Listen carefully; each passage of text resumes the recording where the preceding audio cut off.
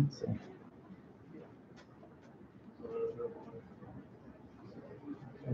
Can you see me? Yeah, you can see me. Great. Excellent.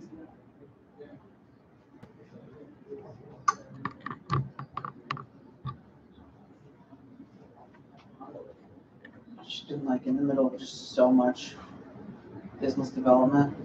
Yeah. I know what you mean.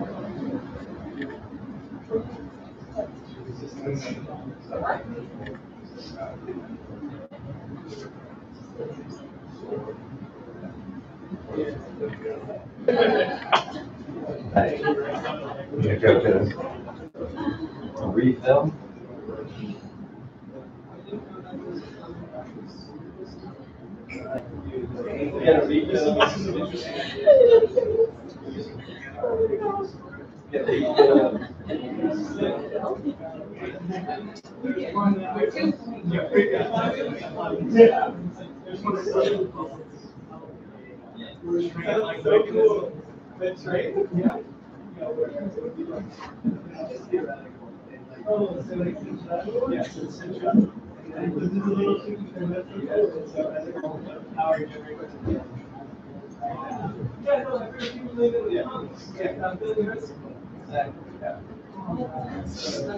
Jesus, how was a girl?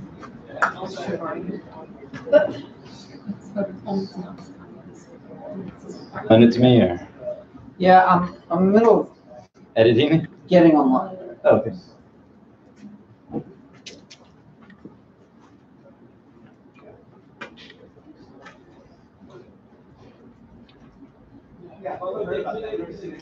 Yeah, this tripod is so freaking beefy.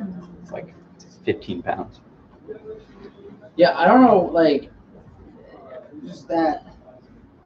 Do you think that's a C13? No, that's CL, Clean Web. It says Clean Web PDX. Yeah. Are you not Leap, man?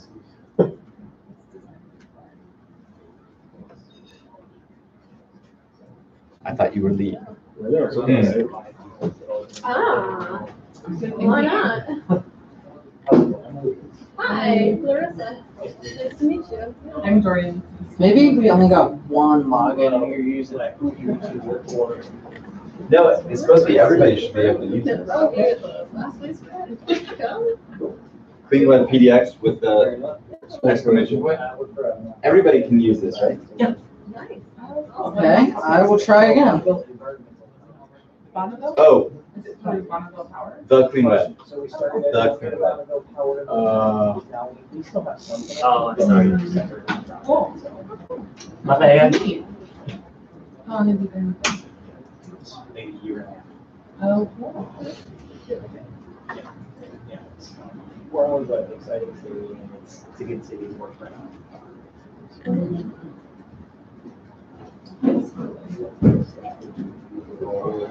Yeah. Ew. That's not great for the computer. Timbuktu is not. Cleanweb.org. That's right. Yeah. And it's a ThinkPad, so it's like. Fifth time's a charm. Hey. Everybody is different. All right. I think this is it. This is everybody. The troopers, the crew. Yeah. Welcome everyone to Launchpad for ClimateLink-Portland. My name is Ravi Mickelson, founder of the Clean Web and organizer for Clean Web San Francisco, and started the Clean Web primarily to close the funding gap for early stage clean tech companies, so that we can save the planet and not all burn today. Weird. So the laser doesn't work on the screen, but all of these points are where there's active Clean Web startups and work going on, and somewhat the growth plan. Green is active, blue is expansion for this year, purple is next year. And then I started mapping out 2020, and I was like, yeah, that's just too much effort, and so stop. Rough plan for tonight, network food, do some quick presentations between me and Jason, and then more networking, more food, more drinks. right here, Dr. Ernest Moniz, former U.S. Secretary of Energy. And basically, he's saying that we can't just deploy current technologies to meet our temperature, keeping our temperature rise under 1.5 degrees centigrade. We need to continue to work on energy innovation. And the Archimedes lever to make that happen is going to be capital deployment.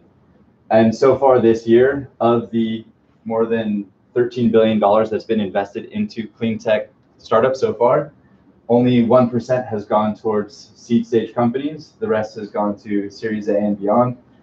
And you can see primarily it's gone to transportation, electric vehicles, and autonomous vehicles.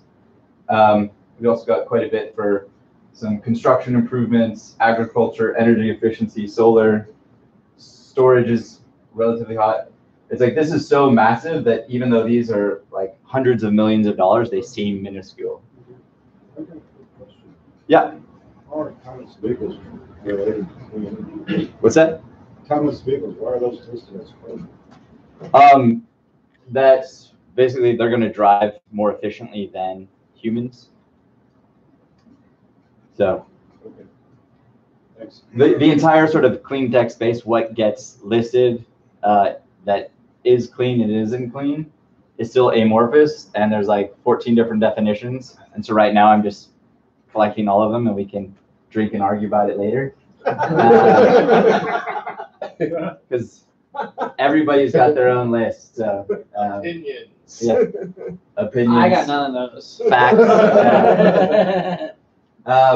So there are lots of sources of capital, but for early stage, it primarily comes from 3 government grants, philanthropic capital, and then angel investing. At the federal level, our administration is basically trying to attack science and remove all funding from clean energy and saving the planet. But there are a lot of state initiatives moving forward and philanthropic capital. But the problem with philanthropic capital is that you've got small teams and they don't have the skills or the resources of venture capital funds. So it's very difficult for them to actually do the discovery, diligence, and then standardizing the terms for the investment documents. So they've been out of it. But luckily there is a new vehicle that there's an investment vehicle that they can use to invest directly into for-profit companies. And there's an organization that we're working with to get more foundations like the Leonardo DiCaprio Foundation, Gates, Schmidt Foundations, to do more investments into clean tech companies.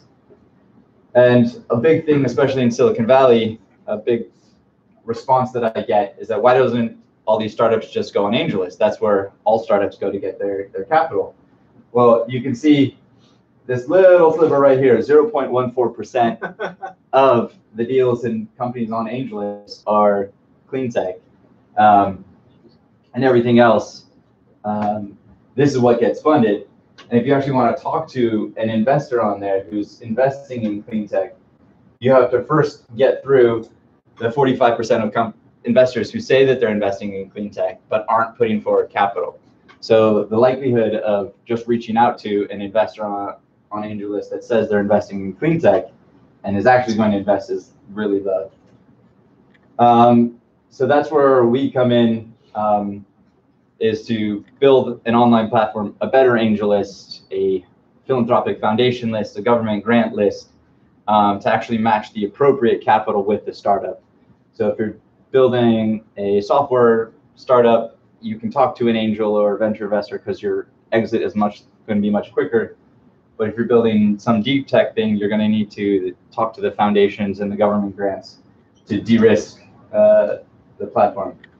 So we combine an online platform. Sorry, this is way too much text for a slide. This is breaking rule number 1 of presentations. But I thought it was cool when I started. But probably, should have had one less drinks when I was Shame. So anyway, so we combine the online platform with the physical meetups to create a virtuous cycle. So when somebody comes on the platform, they can find the local meetup to build their community. And if somebody comes here because they want a job and they want to switch from a distraction tech company or an ad tech company and work on something more meaningful, they come and then they get sent to the platform to see where all the jobs are posted and then can apply and get investment and meet friends and save the planet. And the colors aren't coming through. Anyway, so here's the growth plan. So curious about where we're going to be next. So plan to be in 12 to 20 cities by the end of this year. And this is the number of cities that would fit on the slide, so I stopped. But want to have physical meetups in pretty much every major tech hub in the country. And then moving beyond, we're actually sort of jumping ahead and restarting CleanWeb in London already. Because they had an active group, but they sort of took a hiatus. So reaching out to support them to get that going again. And why am I doing this? Sort of been doing this and trying to save the planet since about half my life, since my freshman year of college. It's an incredible opportunity and lots of intellectual challenges.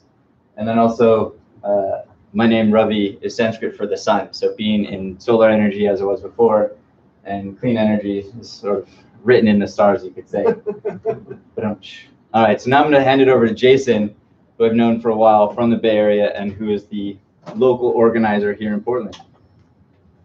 Oh, wait. What's up? So I'll just finish this real quick. So how you can get involved. You can build cool things.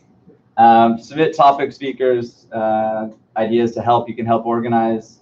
Jason, share the meetup. We have a Slack channel, so if you want to learn more, you want to talk to people, it's just bit.ly/join CleanWeb Slack. If you're hiring or you're looking for a job, cleanweb.org/jobs. And there's our emails, and we'll give them to you again later. And now Jason has a presentation. Yeah, well, I emailed it to you. So. All right, so then hi, everyone. Jason Traeger. Don't forget to thank our hosts at eBay. So I run Sustainablist, which is a company that focuses on using data science, machine learning, and AI to improve technology in sustainability and improve the processes of companies that are in sustainability. And so we're going to just go through, I sent you your Gmail. Yeah, I figured that one out. Yeah. We're just going to go through a little example, and I'm going to give the maybe short version of this, because then we can kind of circle up and drink and conspire and organize, because I will recruit you to help. So you've been warned. So I gave this talk at a conference a few weeks ago, and then SIA, the Solar Energy Industry Association, asked me to present this talk a few weeks ago. So I've been banging the drum of why we need to use manufacturing science in the process of installing solar for a while. Is it? It failed to download. It said network error. Let's try this again. Or winning? Because Google runs all my fonts and it makes me anxious. Just open it up in that. I was like, What are you getting anxious about? I thought we were gonna like do the whole presentation on Google. Oh, I see. Say something Oh, else. look at that. Yeah. Network error again. So Robbie filled if out you the- need a beer before we start, now's the time. Well, okay, you can just pull it up on the preview, and we can do that. Or it's probably still on your thumb drive. Yeah. Yeah. So, long story short. No, make it long. Long story long. I'm just gonna start going on this. All right. So we do data science for sustainability. I gave this talk a few weeks ago. Sustainablist mission is to ensure the success of businesses that value sustainability, and we do that by using data science to help them make more money or save time, or help them not spend all their time answering emails, or what have you. And we operate as a consultancy. Time's very precious. Things take a lot of work. Anyone here ever start on something and say, "Oh, this will be really easy," and then it never is? Oh, Doesn't happen okay. here. No, it doesn't happen to you. Okay. It's always easy. And our thesis is that data-driven solutions are the future, and so clean tech needs to embrace that. I'm Jason Traeger. I run the engineering team. That's Kit. He runs marketing. He's visiting from the Bay, so everyone treat him nice. I'm going to give a shameless plug for sustainabilityconferences.com, which is a site where you can find out about any sustainability conference that there is, and if it's not there, email us and we'll put it up there and keep track of it for you. So if we, anyone ever dealt with a contractor? Yeah? Okay, who had a pleasant experience? Wow. One, we have one. So, Okay, did I sue them? oh, wow, okay. So when we make solar cells, we go through this process of using manufacturing science to ensure that our solar cells are really good. When we make inverters, we use manufacturing science to make sure that our inverters are produced correctly. And when we install solar panels, we hand them to a contractor and they do whatever the hell they want. But not in Oregon, thanks to Jenny over there. So we're going to talk a little about taking manufacturing science and applying it to solar and the installation of solar specifically. So over the past 3 months, well, maybe 5 months at this point, we've been doing interviews with people in solar. We've heard a lot of things. There's going to be 3 key. First is I don't know where the laser pointer is. It doesn't show up. And it doesn't show up. So the second is that we need to stop trying to improve contractors, instead try to improve processes. So when I say that, what I mean is that we need to make it easy for things to be foolproof.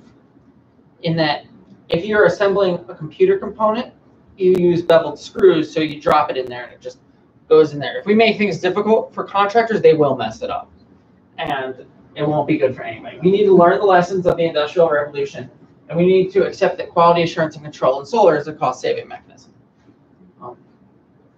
So we've been doing a lot of these interviews. It's pretty standard. 30 to 50% of solar sites that we've looked at need some sort of rework in the residential space.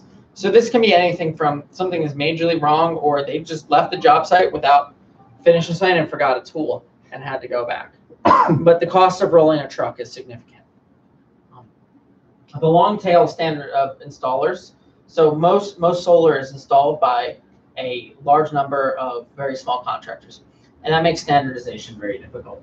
So QA/QC can pay off, and in some of the interviews we've done, we've heard that at least one of the top 5 installers had their QA/QC program pay off entirely by reducing the amount of damage to customer roofs.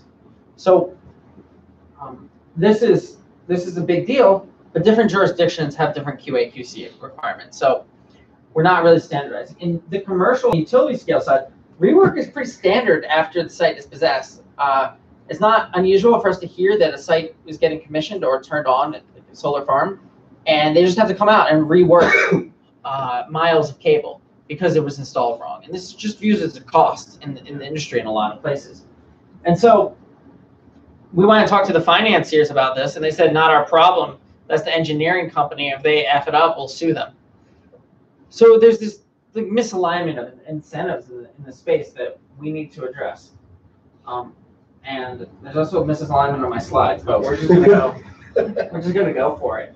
So what we find is that there's a very low rate of inspection in most QA/QC projects. A lot of large companies do about 2 to 5%. Very few do complete quality assurance inspection, and you could reasonably get by with 10% if you're doing well. And we want our QA processes to be objective. We want them to be discrete questions that are broken out on a pass-fail basis. We want to be able to actually get in and determine what's wrong. I'm going to hurry up so I don't bore anyone who's not in solar. So, it's an important slide. Full screen? Full screen?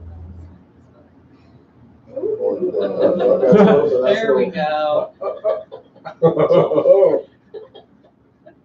Is it a PDF? We're just having. It's a PowerPoint that is being translated by Google Drive. which Oh, never okay, does so well. it's just foobar. Yeah. Don't worry about it. We're We're download apparently. we're good. Well, tell them, yeah. Because eBay's data network is not good. No, They've eBay's got data network is firewall. fine. Shh, they're being nice. So, in the 1920s, when you would produce a product, you would actually inspect it before you shipped it. And if your first shoe wasn't made correctly, you'd melt it down, and if it was, you'd ship it.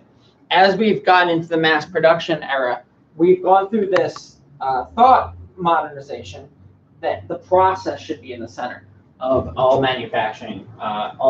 So if you have a pen, it's the same size as every other pen, not because someone measured every single pen, but because there's an extruder on which the pressure is being measured and statistical samples are being taken, and any adjustments are made on the extruder, the process that makes the pen, as opposed to the final product. In order to do this, we need to observe the process, evaluate it, diagnose it, make decisions, and implement changes in the process. This is the work of W. Edwards Deming, who was the father of the Toyota quality revolution. But how does this apply to solar? Let's say that we have 3 contractors, and they are performing 2 tasks, just to keep it simple. They're managing wires beneath panels, so your house doesn't burn down. It's a good thing, right? Yeah. Okay. And so that squirrels don't chew on wires. And they're installing flashing, which is the bond between the roof and the mounting for the solar racking that keeps the roof watertight. You have 3 contractors: Donald, Jack, and Jill. Jill's doing a great job. Jack's doing okay, and Donald told you he was bringing the best people, but he lied. Finally, somebody laughed at that. So it's kind of intuitive just to measure people. We learned in school, measure people and give them a score that's an average of their scores. But in reality, we want to measure the. So every contractor has some sort of process, how they use zip ties on their wire management, the parts they use that contribute to the outcome of their work. And if we use statistical testing, we can actually determine who is using different processes by testing if distributions line up, and the distributions are the result of the process making workflow. So if we were to test Jack and Jill on wire management, it might not be possible to say that they're from different distributions. But if we look at flashing installation, we can see that Jill is clearly doing something different. Maybe they're using a different part. And so we could go out, actually take a look at what they're doing, teach other contractors how to do it like them, and maybe go to the manufacturer, put little knobs on the component where they're zip tying their wires and say, hey, if you do this, contractors will mess it up less. And so what we're doing is we're trying to close the loop and not have your slides move. Just to keep it short, variation is the enemy in manufacturing science. You want to be able to drive down variation. Using data analysis, we can isolate specific contractor behaviors, study them, and teach them to other players. This follows directly from 100 years of manufacturing science. Fun fact, who here has taken a statistics class? Do you remember the t-test? Do you know it was invented in the Guinness Brewery? Huh. And so it's called students t-test because the overseer of the factory, I think that's what they called it back then, didn't want the competition to know they used statistics to improve their beer. So that's one of my favorite examples of manufacturing science making my life better. So real quickly, some time-tested tools to tune tradespeople. So we create an effective data collection regime that minimizes internal and external biases. The goal here is to eliminate subjectivity ruthlessly. You look at a question, you say, hey, I'm collecting data. is there a way that this could be subjective? Can I insert a measurement device into a picture and collect data like that? In doing so, you enable people to self-certify a little better, so contractors can put a ruler next to their work and take a picture in order to self-certify, or you eliminate bias between the people who are checking the sites. We can use statistical testing to identify performers who are using processes that produce different results, like we discussed earlier. We can have our graph ruined by not being a PDF. There's really no point in this graph right now. We use graphs to make our work smoother. Pareto charts help us optimize A little bit different than a bar graph. But yeah, but you can't see that right now. Really, red is either bad or very good. Thank you. Nice colors though. Oh. Yeah. And here we have a black square that we would use to diagnose our problems. An Ishikawa diagram is a brainstorming tool that's often known as a fishbone diagram. It's where you basically draw a fish skeleton, and on the main axis you write your big problem, and on each of the ribs you write a potential cause of that problem, and you continuously draw more and more ribs until you are brain dead from sitting in a room and staring at your black square, or you figure out what the problem is, and then you can go back and you can statistically test that against the data that you've gathered. And then I like to introduce control charts, which are heuristic tests that allow us to see if a process is continuing as planned or if it has diverged in some way. If something special like a